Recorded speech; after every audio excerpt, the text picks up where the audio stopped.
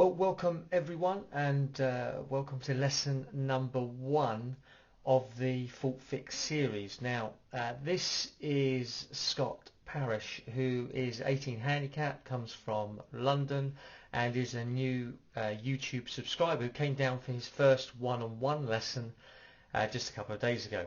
Now, what I'm going to show you on the left-hand side here is Scott's original swing. And so what I'm going to do here is just add on here the plane line that we're looking for. So this is the key line that we like to draw from the bottom of the club, just underneath his elbow line.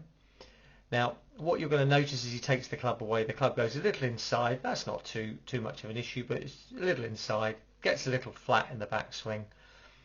And it's okay at the top. They're looking pretty good at the top, to be fair. However, here is where the big issues come. Now, as you'll see here, this move is way over the top. This is your classic slicer's position. Massive over the top move, and this is exactly what he's been struggling with for a long time and trying to sort of piece it together. So one of the first things we did with Scott was help him to understand what actually was going wrong with the move. Obviously out to win. The club face then comes in very steep. You'll see how thick a divot that is. The ball pops up high to the right, loses a huge amount of distance. So what we had to do initially is, one, explain what the key fault is, a little bit of understanding as to how you would then fix it. And then if I show you what the transformation was, if you like, let's just go back to here. Go back to there. Let's put this line on, if we may, and take that down to there. Okay, that's pretty good. So if we now take this back, you'll now see suddenly the club is actually very much in a wonderful position. Track the line back. If we take you back to where he was a little earlier, you can see he's more inside. We then take it back to what I go with the sort of 3/4 position, which I like. So if you're checking this out on the swing checkpoint system, you'll see how I go through these checks. Now there's the checkpoint there, so you can see he's a little flatter in his old move, in a better position in the new move with the green line. Let's take it to the back.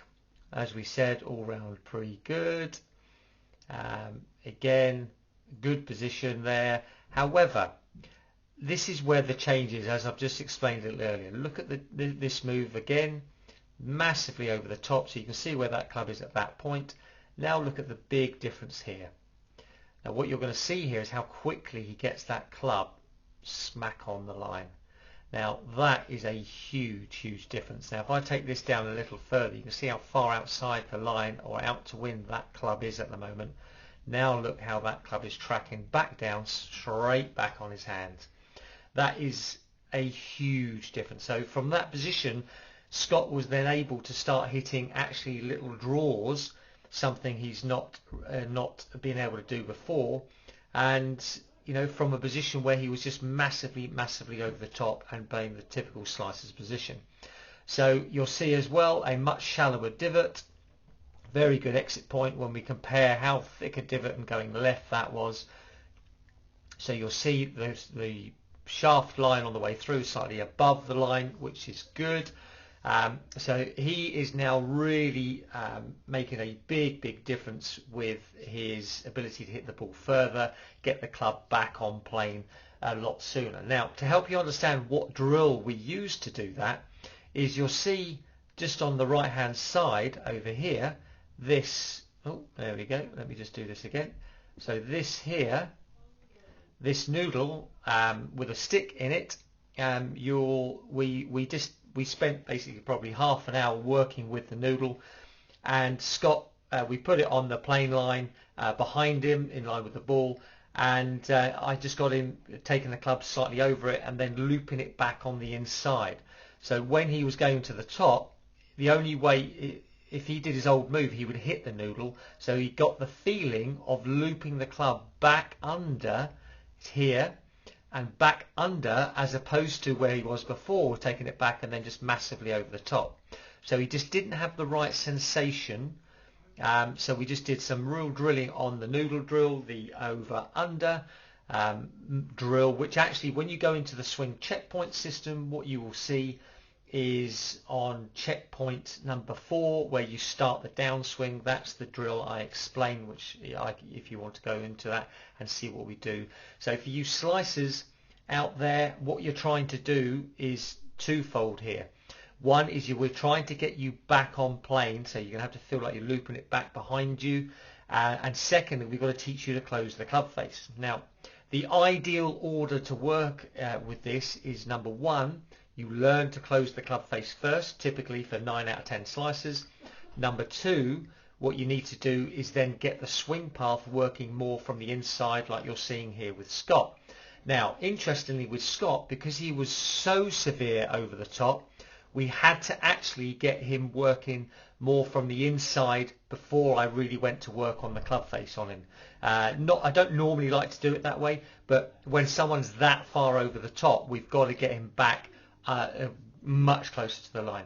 So all round, a fantastic first lesson. I just want to say really well done to Scott.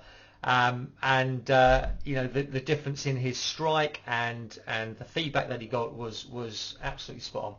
So if you would like your swing analysed, then by all means send your swing in, email it to me, and I will create one of these YouTube clips, which I can then give you a bit of a demo, bit of an insight, what key checkpoints I'd get you focusing on, what drill I'd get you to use.